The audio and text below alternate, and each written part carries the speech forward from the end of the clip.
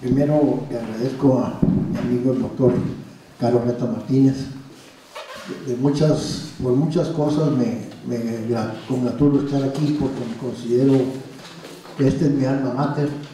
Aquí me fue concedido con un trabajo que también tenía esta misma razón de ser que ahora concluí hace poco, que Felipe y Solís y yo proponíamos cómo reformar el DF en 83 a partir de una experiencia cotidiana. El periódico El Día publicó los 40 distritos que tenía el DF entonces, las plataformas de los 40 candidatos a diputados, y en ninguna de ellas figuraba la reforma del DF. Hablaban de transporte, de seguridad, de mejoras de vialidad, pero ninguno planteaba, no estaba en la cabeza de nadie la democratización del DF. Entonces, a partir de estudiar qué había pasado, curiosamente ese mismo aspecto había sucedido en Washington antes, se habían hecho la alcaldía de Washington, pero no estado. O sea, en Washington hay un presidente municipal, pero no estado. Como lo que dice ahorita Carlos Matute, Obregón desapareció los municipios porque les robaban, dijo que era incompatible la vida de autoridades políticas en la sede de los poderes federales. Acabó con el gobierno de la Ciudad de México y acabó con los municipios en 1928 porque su reelección fue cuestionada por un grupo que se llamaba Bloque Antireeleccionista, formado por los 12 alcaldes de la capital de la Ciudad de México. Entonces, en este premio proponíamos de que se quedara como estaba hasta que se convirtiera en un estado con etapas intermedias. Y ahí, años después se reformó, yo no digo que yo haya influido, pero años después se reformó la Constitución para hacerlo así. Primero fue Asamblea de Representantes con un errorzote terrible, una Asamblea de Representantes con facultades reglamentarias y no legislativas. ¿Estás de acuerdo? O sea, tenía facultades para expedir reglamentos, pero no leyes, porque seguía siendo legislador el Congreso Federal. Bueno, se vale todo en este país. Después se fueron abriendo más, y la primera elección de jefe de gobierno coincidió con el triunfo de la primera elección del jefe de gobierno de Buenos Aires, que también era la ciudad de Buenos Aires, Distrito Federal, tampoco tenía elecciones, y el mismo año ganaron Cárdenas y el presidente de Buenos Aires, que le duró muy poco por el corralito, ¿no? Se murió con el corralito que armaron ahí con los bancos. Entonces, sí tiene razón Carlos, yo me aprecio de haber participado en una reforma constitucional que se cocinó en este instituto, porque cuando estaba aquí el maestro Pichardo Pagaza, un grupo de gente que trabajamos con Alejandro Carrillo en la coordinación, hicimos un proyecto de reformas. Preguntábamos qué hizo López Portillo por los estados, por el convenio único de coordinación, descentralización de funciones, apoyo a las finanzas públicas, la coordinación fiscal señaladamente que fuera más importante. Y ahora que sigue, una reforma municipal, y nos pusimos a hacer una reforma municipal, analizamos las 31 constituciones, las leyes orgánicas que existían entonces, hicimos una propuesta de artículo 115. La presentó el maestro Charlo Pagaza, pero la verdad es que la hicimos entre otra gente que éramos tropa, ¿no? Yo decía que en la administración pública algunos estamos abajo de la tarima sosteniendo a los que están arriba bailando. A mí me tocó muchísimos años estar abajo de la tarima sosteniendo a los que estaban arriba. Entonces eso era una chamba que bueno, me pagaban por eso y de eso vivía y lo hacíamos y bueno, guardas la satisfacción del deber cumplido. Entonces, mi paso por el INAH para abajo tiene que ver con estas dos. Aquí fui profesor de una maestría que coordinó Pepe Sosa, compañero de Carlos de Derecho, de Administración Pública Regional, y venía yo de Monterrey todos los sábados, o muchos sábados todavía. O sea, tengo una larga tradición de permanencia aquí. Entonces, por eso me congratulo de estar aquí, más porque es el día de la Constitución y porque sé que el Instituto ha sido un factor importante en la modernización del país. Hace muchos años propuse una reforma que nadie me hizo caso. El artículo 123b, en la fracción 7, dice que el gobierno debe tener una escuela de administración pública para formar cuadros. Yo les proponía a los directivos por qué no convierten al INAH en una escuela del gobierno de administración pública, de alguna manera desconcentrada, para asegurar financiamiento, para asegurar que fuera oficial esta tarea de formar, no como la ENA de París, pero parecida, o sea, toda proporción guardada, como se dice, porque allá se forman las élites y aquí se forma la tropa, bueno, también algunas élites. Bueno, entonces, pero eso es todavía pueden hacerlo, porque está claro la Constitución, desde la reforma de López Mateos para incorporar el apartado B al 123, se señaló que tendría que haber una escuela en el gobierno de administración pública. Y ahí está pendiente, como otras estuvieron pendientes. Entonces yo, escudriñando esto, la voy a decir a qué me comprometo, porque voy a decir ya muchas veces que me dicen lo mismo. Yo terminé este libro hace como un año. Entre que no encontraba editor y hasta que me patrocinó la Facultad Libre de Derecho, parte de la edición, y un amigo mío la otra parte, fue posible. Jurídica de la UNAM me ofreció, pero en línea. Y en línea no se puede mostrar un papelito como este, entonces, a menos que gastemos mucho papel y lo imprimamos cada quien. Me dice un día Diego Valadez, hombre, acepta, porque a fin de cuentas ahora todos los investigadores leemos en línea, sí, pero en un cubículo encerrados. Y yo quería que esto circulara, porque se lo debía a mi mujer, que lo había prometido, lo estuve haciendo muchos años. Como dice el maestro Gordillo, Gómez Gordillo, yo también compilaba todas las reformas y las estudiaba, las aprendía, y siempre traje en la cabeza que lo iba a hacer algún día, y pensé que era la tesis de doctorado, pero nunca me hubiera recibido. La tesis de doctorado se parece a esta, porque es como hay una posición en el derecho constitucional que habla de normativismo constitucional, cuando la Constitución es efectivamente la que rige los procesos políticos, según Lowenstein. Y siguiendo la tesis de Lowenstein, yo hice un análisis de cómo las reformas constitucionales electorales fueron haciendo cada vez más posible que la Constitución mexicana se pareciera a una Constitución que sí rige el proceso político. Con lo que Carlos acaba de decir, o sea, las reformas han sido consecuentes. Del 76 al 2014 son consecuentes, es una progresividad en la reforma. Entonces mi tesis de doctorado es eso. Yo digo, bueno, las reformas electorales mexicanas construyeron un mejor país porque construyeron una mejor Cámara de Diputados, un mejor Congreso, divisiones para los estados, y no lo he revisado, pero ahí está, tengo algunos ejemplares, tengo unos cassettes, y ahí yo también trataba por qué las reformas, pero me limité a las electorales. Alguien me dijo, este trabajo no te va a servir a tesis de doctorado porque es historia, pero bueno, total, por eso lo hice. Ahora, respecto a lo que me dicen que debo hacer la segunda parte, yo creo que fue con Miguel de la Madrid.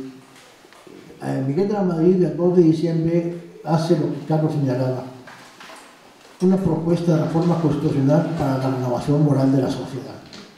Despuésito hizo una reforma para la planeación democrática.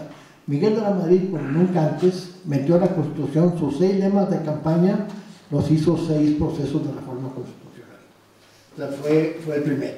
Quizá porque había sido profesor de constitucional, ganó el segundo lugar del premio en 1957. Un regiomontano ilustre, Artemio Benavides, le ganó el primer lugar en un año de ensayo de centenario de la Constitución, y Artemio ganó por un trabajo, un regiomontano, abogado pueblerino como yo, le ganó a Miguel de la Madrid, y Miguel de la Madrid sacó el segundo lugar con el libro ese, La Constitución Mexicana, o la visión económica de la Constitución, que yo tengo ahí entre la colección de los que he comprado. Esa cosa de Miguel de la Madrid es muy significativa, porque es cierto lo que dijo el maestro Gómez Gordillo. Hizo 19 reformas, el sexenio de Miguel de la Madrid fue el primero que brincó así explosivamente, porque los demás Echeverría llegó a 15, pero muchas eran intrascendentes. La primera reforma fue la renovación moral, y la segunda es el derecho a la salud, que son 3 páginas, porque el derecho a la salud es una fracción del cuarto, que se está todavía peleando. Ahorita estamos viviendo polvo de esos lodos, porque por 25 años de que estuvo considerado el derecho a la salud, nadie lo entendía como una prestación efectiva, justiciable, como dicen los abogados, que la Corte decidiera en casos específicos quién podía reclamar ese derecho. tengo a la mano una sentencia de la Corte donde ha puesto cuando empezó la Corte, mucho después del 82 que se incorporó el derecho a la salud, como hasta el 96 o 98 con la nueva Corte, empezó a justiciarse o a justicializarse el derecho a la salud. Entonces, lo que yo quiero señalar es que esa reforma de Miguel de la Madrid del 82 de 14 artículos para la renovación moral, en ese año hubo 2 seminarios al final para ponderar las glorias del sexenio. En uno yo participé con la reforma municipal, yo fui expositor, y en los 2 libros que se editaron, en ningún autor mexicano se ocupó de analizar la renovación moral de la sociedad. O sea, habiendo sido la primera reforma, parece ser la más importante porque venía de 2 sexenios que habían sido acusados en gran medida de haber terminado en, como dicen en mi pueblo, en un charco de desperdicios. No, nadie se ocupó de ellos, busqué libros en todas partes y me encontré uno editado por Hacienda en 1987 donde explica qué fue la renovación moral de la sociedad, qué estructuras produjo, porque sí produjo muchas estructuras burocráticas, creó todas las contralorías, y en un país donde había, en esa época todavía había 600 entes públicos, las 20 centrales y los 400 paraestatales, cada uno tenía un contralor y cada uno cobraba y tenía un aparato de contabilidad, pero nunca evitaron la corrupción. O sea, nunca consignaron a nadie. Nació después la Auditoría Superior con Cedillo y ha sido costosísimo el experimento, quizá más costoso que lo que recupera. O sea, hay sancionados, pero remueven del cargo, así, pero no hay una cuantificación de lo que ha recuperado de lo perdido. Como se dice ahora, el instituto para recuperar cosas, para devolver al pueblo lo robado. Entonces, sorprende eso. Le respondo al maestro Gómez Gordillo, sí voy a hacer la segunda parte, pero ya hice una primera aproximación. De las 19 reformas de Miguel de la Madrid puede haber 4 trascendentes y 15 accidentales. Eso, como ahorita la reforma más absurda que yo he visto es señalar en el artículo 2 de poblaciones originarias, en el que era para poblaciones originarias, metimos un apartadito chiquito para los afromexicanos, como si fueran originarios. O sea, lo revolvimos al derecho de los pueblos originarios, los afromexicanos que llegaron seguramente huyendo de la esclavitud de Estados Unidos. Entonces, la primera reforma del indigenismo del senador de Gortari cometió un error fundamental, no decía quiénes eran indígenas, hasta Fox se definió, son indígenas aquellos que estaban aquí antes de la conquista y que además conservan parte de sus costumbres y tradiciones. En el Zaguarcoyo puede haber 500,000 oaxaqueños que no son indígenas, porque no conservan las tradiciones, ni las costumbres, ni el idioma, entonces ya no son indígenas, son oaxaqueños, no son indígenas, aunque vengan de la misma raíz de los que están allá. Entonces, al presidente le preocupa, yo tengo publicado un artículo ahí en el norte de la semana, hace 15 días, donde concluí que esto, lo que dice Matute, el brinco al pasado está siendo muy obvio. Los viajes a Oaxaca y al pasado, yo puse ahí, me encontré en un libro de Carlos de Rives, que también fue mi alumno, aquí, el que hizo modernización de la educación pública, trae un informe de Juárez del 71, donde dice, los indígenas se niegan a modernizarse, el gobierno no va a sacarlos de la prostración y del abandono. Entonces, puse al final en el artículo, además Juárez nunca volvió al Estado, porque puse una frase de los tabasqueños. Los tabasqueños dicen todavía, adiós Tabasco querido, de tus pantanos me alejo, si me voy es porque estoy jodido y si vuelvo es porque soy pendiente. Entonces, esa frase de los tabasqueños es un cántico muy tradicional. Yo se la aprendí a Arturo Noguera. Yo digo la fuente. Yo digo la fuente. Entonces, Arturo la declamaba con mucha frecuencia. Regresó a Tabasco y no creo que para mucha honra, pero bueno, esa es otra cosa. Bueno, yo les quiero hacer un señalamiento de lo que está pasando ahorita.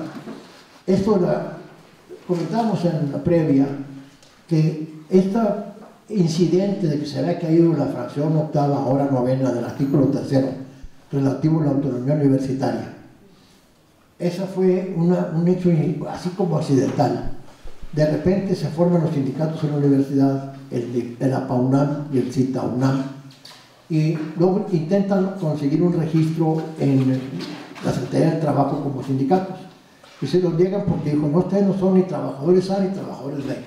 Ustedes quién sabe qué serán, pero aquí no les doy registro. Entonces, para resolver un problema laboral, se metió las dos cosas. La autonomía, las universidades que usan la autonomía tendrán mejor. Y aquí me surge una pregunta que Carlos debería resolver. Dice, tendrán autonomía para organizar su gobierno. Esto parecería prohibir que el Congreso hiciera una ley sobre la autonomía universitaria. Dice, las universidades y las demás instituciones de educación superior a las que la ley otorga autonomía tendrán la facultad y responsabilidad de gobernarse a sí mismas. Realizarán sus fines de educar, investigar y difundir la cultura de acuerdo con los principios de este artículo, respetando la libertad de cátedra e investigación y de examen y discusión de ideas. Determinarán su plan. No dice el administrativo, dice también autonomía en ese sentido. Después viene la segunda parte, lo que motivó, dice las relaciones laborales, tanto del personal académico como del administrativo, se normarán por el apartado A del 123. Con todo y eso, como quiera, los metieron al ISSSTE. Por ejemplo, la UNAM sigue en el ISSSTE, está en el apartado A de trabajadores generales, pero sigue en el ISSSTE porque no hemos resuelto muchísimos problemas de irregularidades existenciales de la Constitución. Entonces, con las modalidades que establezca la ley de trabajo conforme a las características propias de un trabajo especial, de manera que concuerden con la autonomía, la libertad de cátedra, la investigación y los fines. Dice, ahí me encontré que en San Luis Potosí ya había una incorporación de la Constitución años antes de la autonomía universitaria. Ha de haber sido el ilustre Sansores Pérez el que la promovió, no sé, pero puede haber sido así.